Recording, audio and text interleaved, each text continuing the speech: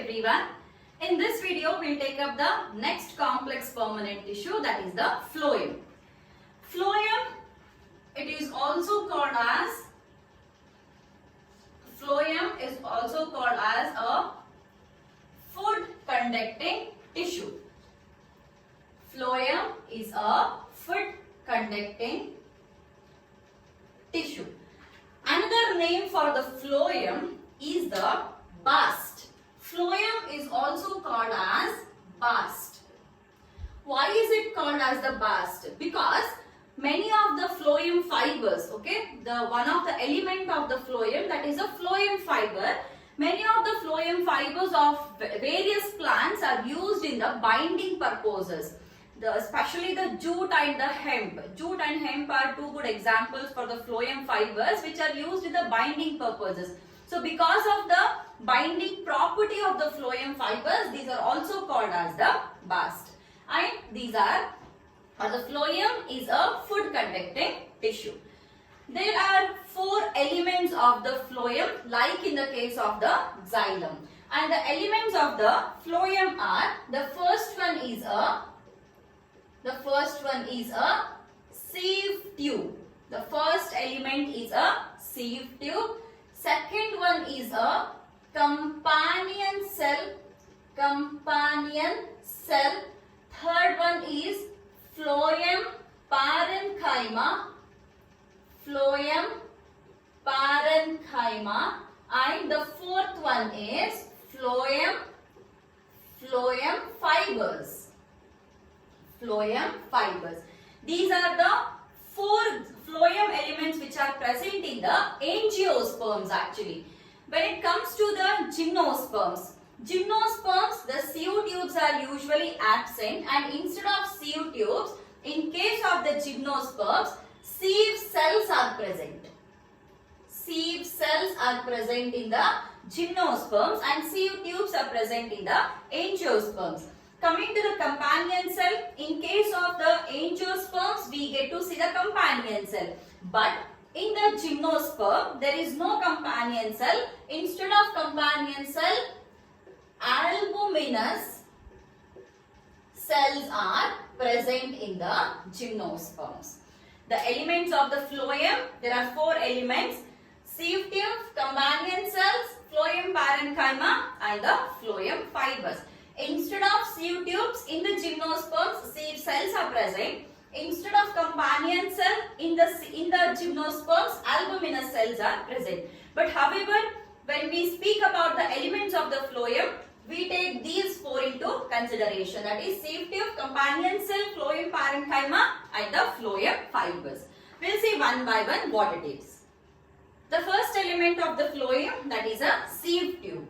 Sieve tube, it is an elongated structure. The structure of the sieve tube is something like this.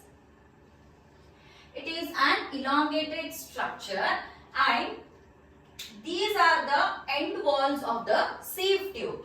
On the end walls of the sieve tube, there are some perforations in sieve-like manner. Why do we call it as a sieve tube? The name sieve tube has been given because of the perforations which are present on these end plates, and these perforations usually make the sieve tube appear like a sieve. What is a sieve? Sieve means something which we usually use for the filtration purpose. For example, we use the tea filters, isn't it? Those tea filters or any filter, that filter is called as a sieve.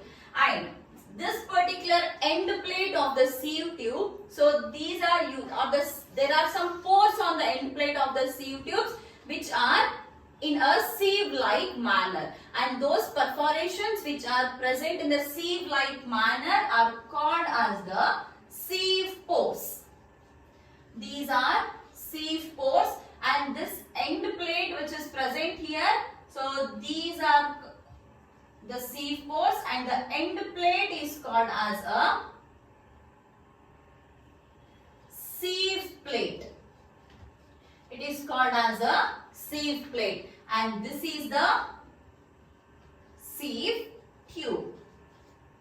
And how are these sieve tubes arranged? These sieve tubes, they are arranged longitudinally one after the other. This is how the sieve tubes are arranged.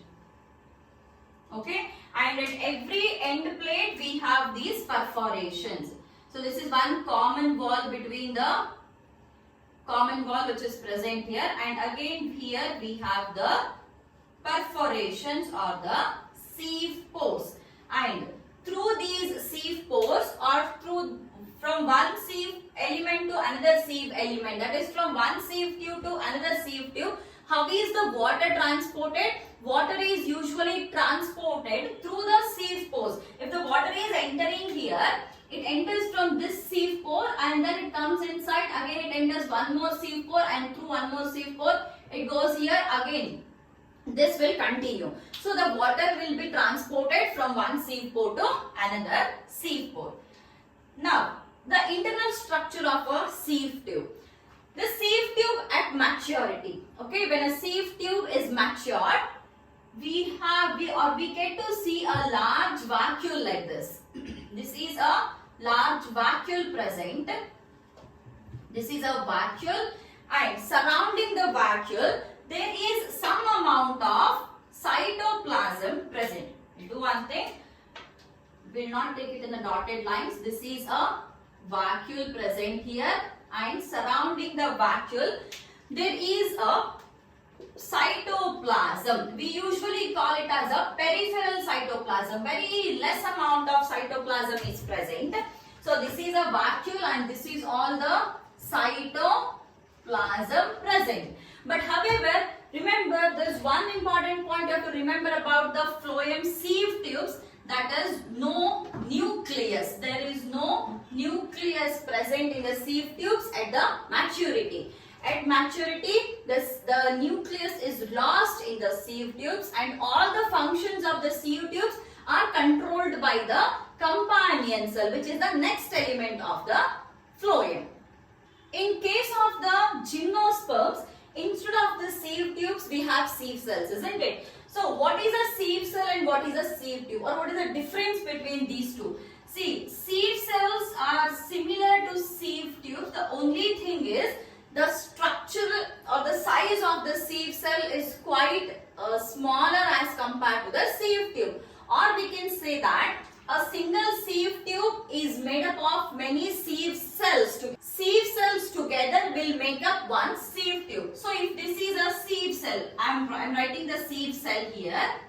So if this is a sieve cell, in case of the sieve tube, the perforations or the pores are spread all over the end plate. But here, the pores are not spreaded all over the end plate, but the pores are confined to one particular place or one particular position. It might be in the corners or it might be in the center. So any one place of the end plate will be having the pores. They are not spreaded. The pores are not, or the perforations are not spreaded all over the end plate. They are confined to one position. Here the perforations are spreaded all over the end plates. This is about the sieve tubes in the angiosperms and sieve cells in the gymnosperms. The next element is the companion cell. Companion cells, these are the specialized parenchyma cells. See, where are the companion cells present? Usually, the companion cells are present attached to the sieve tubes like this. So, these are the companion cells. And remember, these are the living elements because they have the protoplasm or cytoplasm and the nucleus present. These are the companion cells, are the specialized parenchyma cells. And these specialized parenchyma cells, they are connected to the sieve tubes. This is a sieve tube and this is a companion cell. Let me write it here first. This is a companion cell. So in this companion cell there is a nucleus present. Now this nucleus is controlling all the functions of the companion cells as well as the sieve tubes. How are the companion cells and sieve tubes connected? Companion cells and sieve tubes are connected by the presence of some pits here.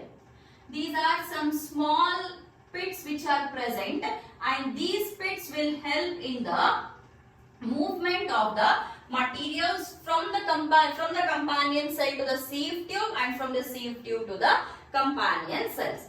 Okay, so these are the pits present.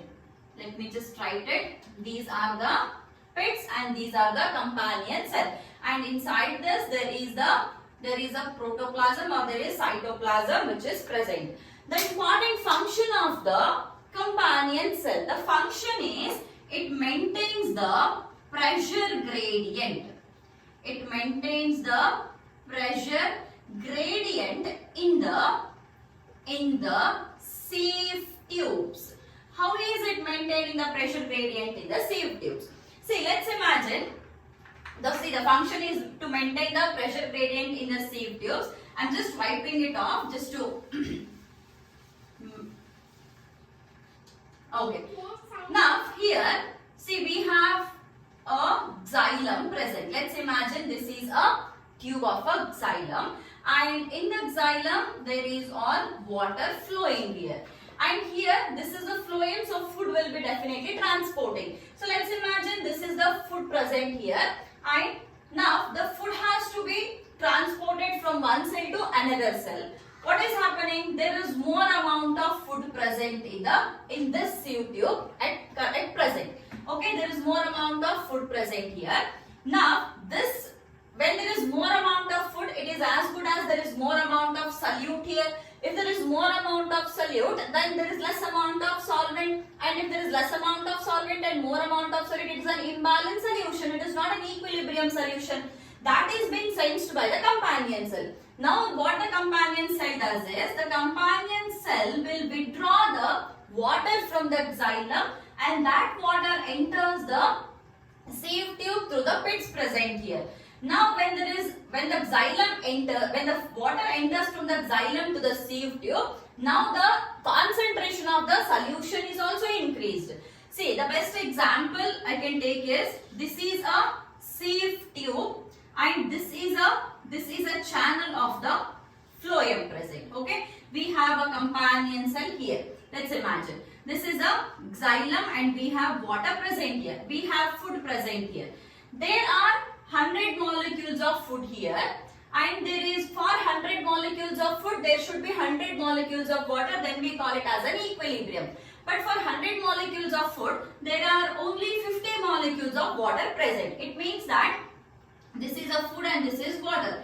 It means that this is not in the equilibrium. Then what happens? This condition is sensed by the companion cell. Companion cells will now ask the xylem to send 50 molecules of water here. When another 50 molecules will enter from the xylem, now it is 100 molecules of food and 100 molecules of water. It became an equilibrium solution. This is how the companion cell will control the functions of the sieve tubes. And instead of the companion cells in the gymnosperms, albuminous cells are present. The next one is the phloem parenchyma. Phloem parenchyma.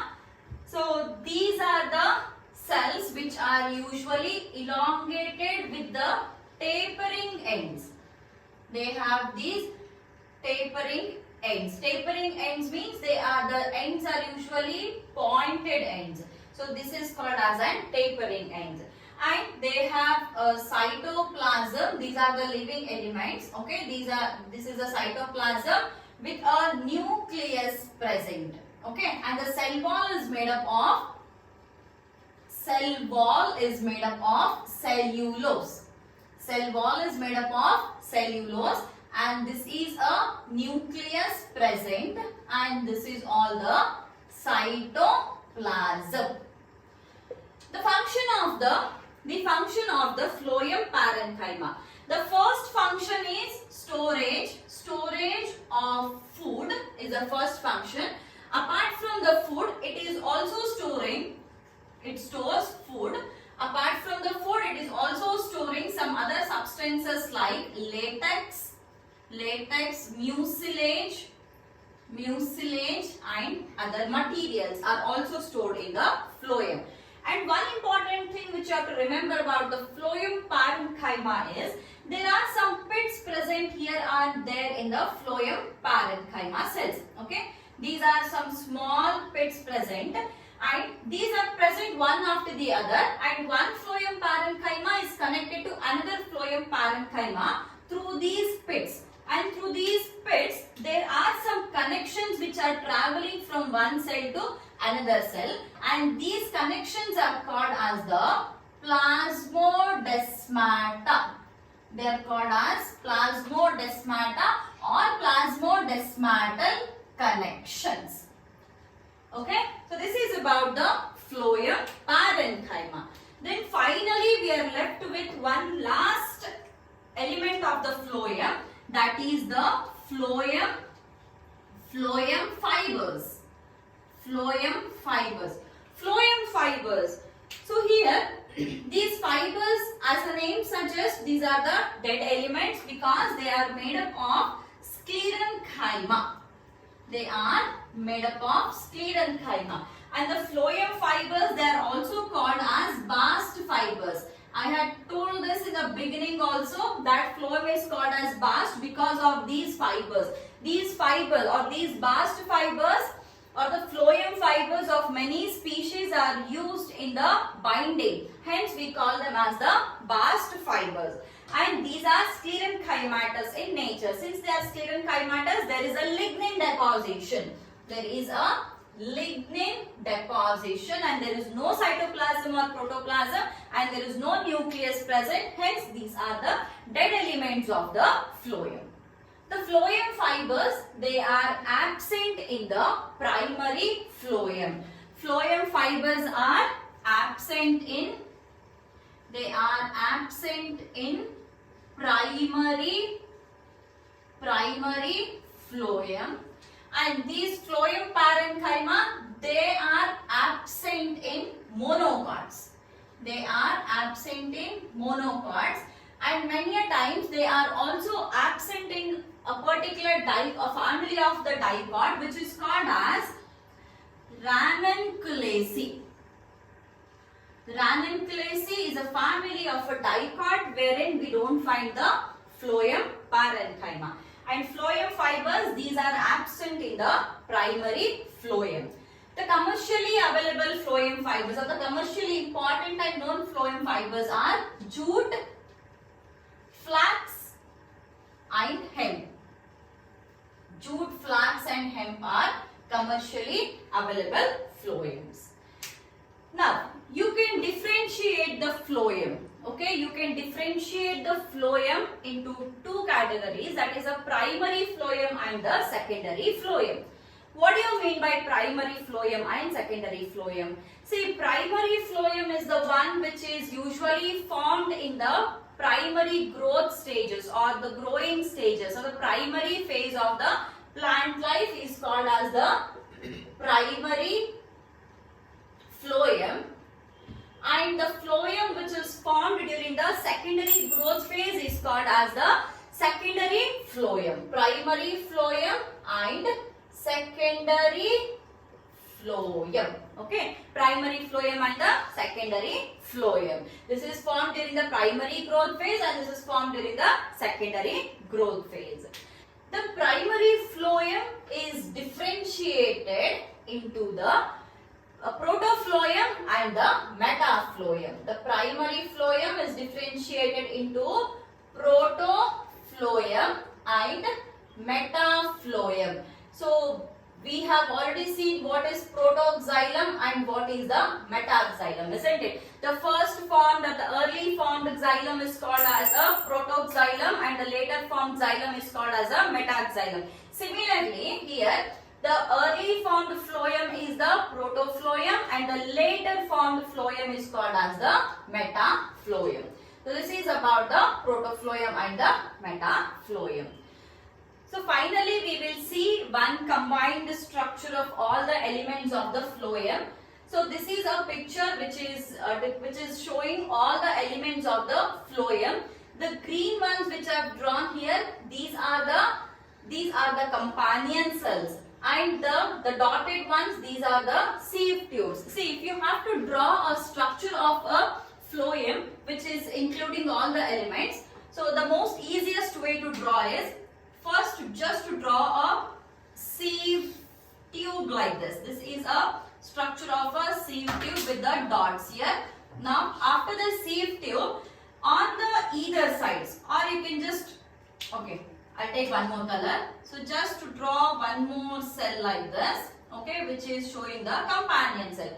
Outer layer, and then go for these structures like this. This is a companion cell. So we have a sieve tube and a companion cell. In the companion cell, you are supposed to show the nucleus. Now, sieve tube, companion cell, we are left with the phloem parenchyma and the phloem fibers. So, phloem parenchyma, just show some elongated cells like this.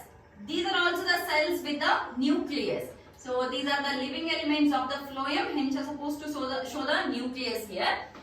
We have drawn one sieve tube, and then there is this is one single companion cell, and then we have few cells of the phloem parenchyma. And then, see, these are the ends here. Here are the sieve plates on which the sieve pores are present. Attached to this structure, just go for a diagram of the fiber. This is it.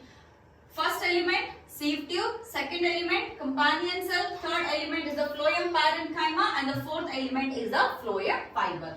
This is how you are supposed to draw a combined structure of the phloem with all the elements. Okay. So, this is one structure of the phloem. This completes the topic phloem, and we are done with all the types of the tissues. In the next video, we'll take up the tissue systems. Combinedly, how exactly these tissues together will make up the tissue system. So that we will see it in the next class. Thank you.